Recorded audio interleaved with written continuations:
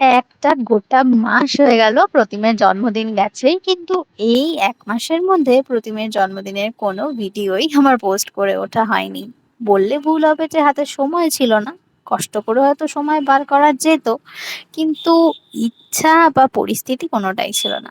মানে খানিকটা একটু টলমল, টলমল করছিল সবকিছু। এখনো যে সম্পূর্ণটা স্থির হয়েছে তা ঠিক নয়। কিন্তু তবে হ্যাঁ, আগের থেকে কিছু জিনিস ক্ল্যারিফাই হয়েছে। কিছু জিনিস এখনো বাকি আছে ক্ল্যারিফাই হওয়ার। যাই হোক, প্রতিমের জন্মদিন ছিল ৩রা জুন।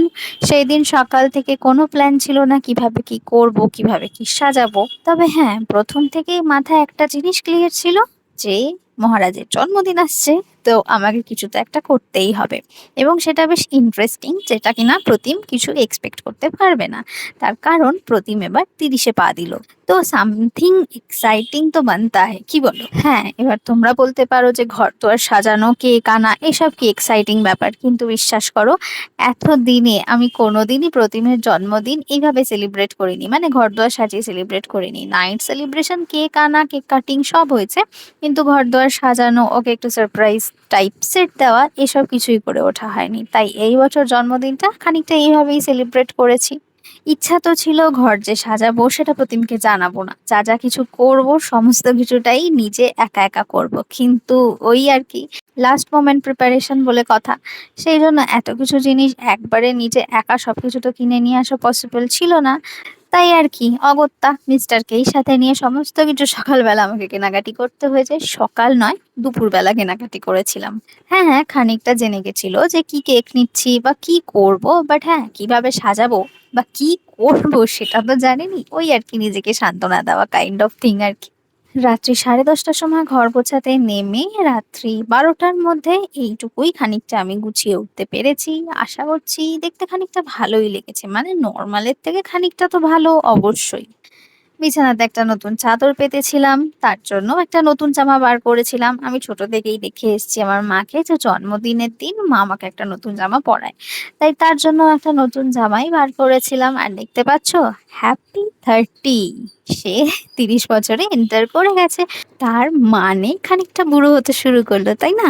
যাই হোক, এতক্ষণ তাকে আমি ঘরের বাইরে বসিয়ে রেখেছি, তো এই জামাটা পরিয়ে তাকে নিয়ে আসা যাক এবং দেখা যাক তার রিয়াকশন, সে কিভাবে রিয়াক্ট করে সাজানো গোছানো দেখে। Happy birthday to you, happy birthday dear Babai, happy birthday to you.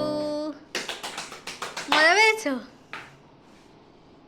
বাহ, বল। বাপরে বাপ, খুব ভালো হয়েছে। খুব ভালো হয়েছে। খুব ভালো হয়েছে। তুই অতগুলো গোলাপ কিনলি পারবি ছিঁড়বি বলে? সব ছিঁড়িনি, কয়েকটা ছিঁড়েছি। তুই অতগুলো কিনলি কেন? কিনলাম, ভালো লাগলো। আমার বেসুরো গলার এই হ্যাপি বার্থডে গানটা বাদ দিলে তার রিয়াকশন দেখে তোমরা বুঝতেই পারছো, সে কিন্তু মনে মনে বেশ খুশিই হয়েছিল খানিকটা। ও হ্যাঁ, একটা কথা বলতে তো ভুলেই গেছি, সেটা হচ্ছে এই দরজায় ডেকোরেশনের পেছনে কারণটা জানো? শুনলে তোমরা হাসবে। তার কারণ হচ্ছে প্রতিমা আমাকে প্রথমেই স্ট্রিক্ট ইনফরমেশন দিয়ে দিয়েছিল যে আমি যেন ঘরের দেওয়ালে হাত না দিই, কোনো রকম ডেকোরেশন টাচ লাগা ঘরের দেওয়ালে যাবে না। তাই জন্য অগত্যা দরজাতেই করা। দেওয়ালে যদি করতাম ডেকোরেশন, তাহলে তো ওঠানোর সময় দেওয়াল থেকে জলটা উঠে আসতো। তাই অগত্যা এই পন্থা। Finally time for cake cutting. Happy birthday to you, happy birthday dear Babai, happy birthday to you.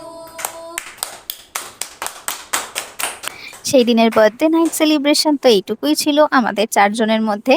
ও থুরি, না না, ভিডিও কলে আমার মা বাবাও প্রেজেন্ট ছিল, তো 6 জন মিলে খানিকটা এভাবেই আমরা সেলিব্রেট করেছি। এতদূর পর্যন্ত তোমাদের কেমন লাগলো অবশ্যই জানিও, আর পরের পার্ট আসছে খুব শিগগিরই। অপেক্ষায় থেকো, ভালো থেকো, সুস্থ থেকো, টাটা।